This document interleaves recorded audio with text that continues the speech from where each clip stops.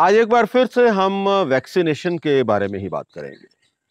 दरअसल वैक्सीनेशन का मुद्दा बेहद इम्पोर्टेंट है हम सबके लिए।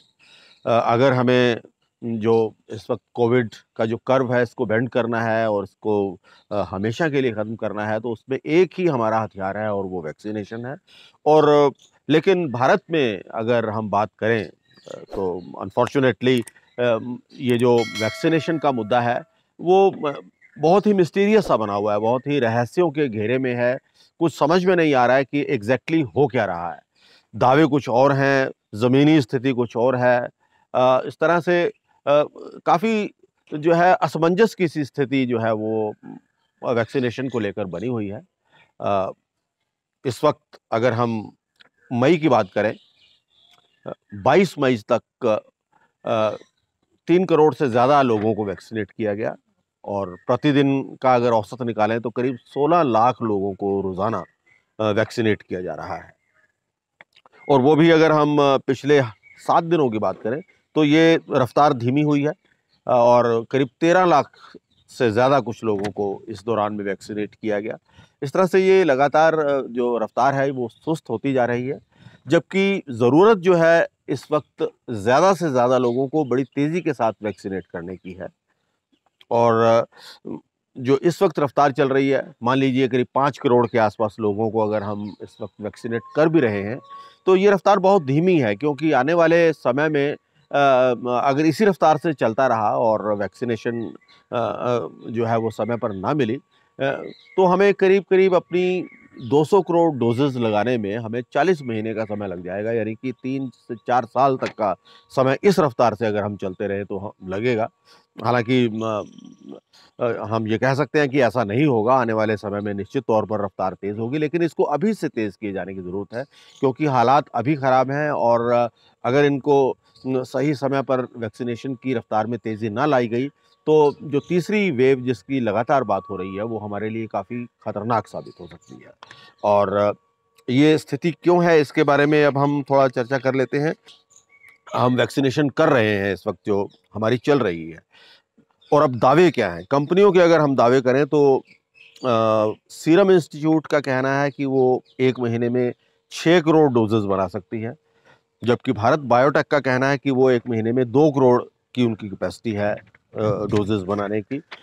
इस तरह से कुल मिलाकर ये 8 करोड़ होती हैं। स्पुतनिक की अभी हम बात नहीं कर रहे हैं, स्पुतनिक अभी वो भी हालाँकि आ जाएगी, करीब 1 करोड़ डोज़ेज़ उन्होंने भी बनानी है, लेकिन वो अभी से शुरू नहीं हुआ है, तो इसलिए उसकी हम बात नहीं कर रहे हैं। तो उस हिसाब से भी हम देखा जाए तो 8 करोड़ डोज़ेज़ की क्षमता का दावा जो है वो किया जा रहा है, लेकिन ग्राउंड रियलिटी ये है कि हम सिर्फ़ 5 करोड़ डोज़ेज़ ही महीने में लगा पा रहे हैं। तो ये 3 करोड़ डोज़ेज़ का क्या किस्सा है, ये इसके बारे में अभी जो है वो क्लैरिटी नहीं है। ये समझ में नहीं आ रहा है कि कहाँ पर जो है वो गड़बड़ हो रही है, किस वजह से जो है ये 3 करोड़ का जो गैप है वो हमें देखने को मिल रहा है।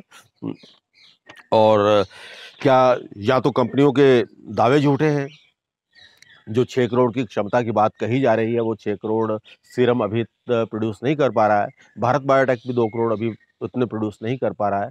और ये बात अभी हाल ही में सीरम के एक डायरेक्टर का बयान भी आया, हालाँकि उसको कंपनी ने बाद में उसका खंडन कर दिया या उसको ये कह दिया कि हम उन डायरेक्टर साहब के बयान के साथ इत्तेफ़ाक नहीं रखते हैं। उनका ये कहना था कि सीरम के साथ या बाकी कंपनियों के साथ सलाह-मशवरा किए बिना, उनकी कैपेसिटी को जाने बिना सभी के सभी फ्रंट्स जो हैं वो सरकार ने खोल दिए हैं। सभी आयु वर्गों में 18 से 45 साल के लोगों के बीच में भी जो है वैक्सीनेशन करनी शुरू कर दी गई है, जो कि नहीं की जानी चाहिए थी। इसका मतलब है कहीं न कहीं जो सप्लाई के नज़रिए से देखा जाए, तो अभी हम उतनी वैक्सीन प्रोड्यूस नहीं कर पा रहे हैं, जितनी हमें करनी चाहिए। और अगर ऐसा है तो निश्चित तौर पर ये काफ़ी गंभीर बात है। और अब हम बात पंजाब की करते हैं। पंजाब में भी वैक्सीनेशन बहुत धीमी चल रही है। जो नेशनल एवरेज है उससे भी यहाँ पर पंजाब में कम है और 18 से 45 साल की आयु वर्ग के जो लोगों को जिनको वैक्सीनेशन दी जानी है, वो उसकी रफ़्तार बेहद धीमी है। और पंजाब की तरफ से जो बात की गई थी कि वो ग्लोबल टेंडर लेकर आएँगे और जो म मल्टीनेशनल कंपनीज़ जो बना रही हैं, मॉडर्ना और फाइज़र जैसी कंपनियाँ, उनसे डायरेक्ट जो है वो खरीदी जाएगी, जैसा कि केंद्र सरकार ने भी राज्यों को कहा है। लेकिन वहाँ भी खबर अच्छी नहीं है। मॉडर्ना ने साफ़ तौर पर ये मना कर दिया है कि वो राज्यों के साथ इस मामले में डील नहीं करेगी। वो सीधे अगर बात करेगी तो केंद्र सरकार के साथ बात करेगी। और इसी तरह से फाइज़र का भी लगभग यही रवैया है। फाइज़र ने भी यही कहा है कि वो सरकारी स्तर पर ही जो कॉन्ट्रैक्ट होगा उसी में जो है वो वैक्सीन भारत को सप्लाई करेगी।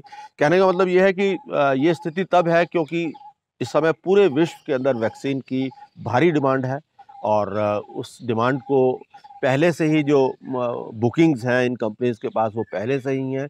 इनके पास अब बिल्कुल भी कैपेसिटी नहीं है कि वो भारत को वैक्सीन दे पाएँ, ख़ास तौर पर अभी निकट भविष्य में। और जो लग रहा है कि अक्टूबर से पहले भारत में वैक्सीन की स्थिति अच्छी नहीं होगी और ये खबर जो है वो अच्छी नहीं है। कोवैक्स के माध्यम से, जो कि डब्ल्यूएचओ का इनिशिएटिव है, उसके माध्यम से भी पंजाब ने कोशिश की थी कि उनको वैक्सीन मिले, लेकिन वहाँ से भी पंजाब को वैक्सीन मिलेगी ये कुछ तय नहीं है, क्योंकि कोवैक्स के माध्यम से पूरी दुनिया के देशों को वैक्सीन सप्लाई की जानी है, ख़ास तौर पर गरीब देशों को वैक्सीन सप्लाई की जानी है। तो वहाँ पर भी स्थिति कोई बहुत अच्छी नहीं है। चंडीगढ़ में भी हालाँकि लगातार वैक्सीनेशन हो रही है, लेकिन जो स्लॉट कोविन पर आते हैं, वो कुछ मिनटों में ही भर जाते हैं और लोगों को स्लॉट हासिल करने के लिए काफ़ी मशक्कत करनी पड़ रही है। ये भी इसी बात को दर्शाती है कि कहीं न कहीं शॉर्टेजेज़ हैं और शॉर्टेजेज़ की वजह से ही जो है वो दिक्कतें आ रही हैं। फिलहाल अच्छी खबर ये है कि जो पॉज़िटिविटी रेट है, वो न सिर्फ़ पूरे भारत में कम हो रहा है, बल्कि हरियाणा, पंजाब और चंडीगढ़ में भी कम हो रहा है। चंडीगढ़ में आज जब वॉर रूम की बैठक हुई, तो उसमें ये बताया गया कि चंडीगढ़ का जो पॉज़िटिविटी रेट है, वो 10% के आस-पास आ गया है। हालाँकि अभी भी ये खतरे से बाहर नहीं है।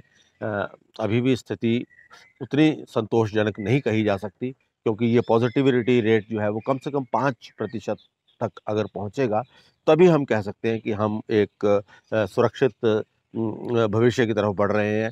कहीं न कहीं हमारा जो कर्व है, जो पीक है, वो एक ढलान की तरफ बढ़ रही है, जो अभी फ़िलहाल नज़र नहीं आ रहा है। इसीलिए आज वार रूम की जो बैठक हुई, उसमें जो लॉकडाउन इस समय चंडीगढ़ में चल रहा है, उसको जारी रखा गया। हालाँकि उसमें कुछ ढील दी गई है। अब सभी दुकानों को 9 बजे से 3 बजे तक खोले जाने की अनुमति प्रशासन द्वारा दे दी गई है, क्योंकि पिछले काफ़ी समय से व्यापारी जो थे इस बात की मांग कर रहे थे कि अ, उन्हें उनके बिज़नेस में उन्हें नुकसान हो रहा है, आर्थिक तौर पर वो पूरी तरह से टूट चुके हैं और उसका असर इस बार की जो वॉर रूम की बैठक हुई, उसमें देखने को मिला और फ़िलहाल अब पूरी दुकानें खोलने का फैसला कर दिया गया है। हालाँकि व्यापारियों की तरफ से माँग ये थी कि आप आधे ही दुकानें खोलने के लिए कह सकते हैं, 50% यानी ऑड इवन बेसिस के ऊपर दुकानें खोली जा सकती हैं। लेकिन ख़ैर प्रशासन ने इसमें पूरी दुकानें और पूरी तरह से सभी बाज़ार खोलने के आदेश दे दिए हैं। हालाँकि रेस्टोरेंट और मॉल और थिएटर्स ये पहले की ही तरह से पूरी तरह से बंद रहेंगे और वीकेंड लॉकडाउन भी पहले की ही तरह से रहेगा।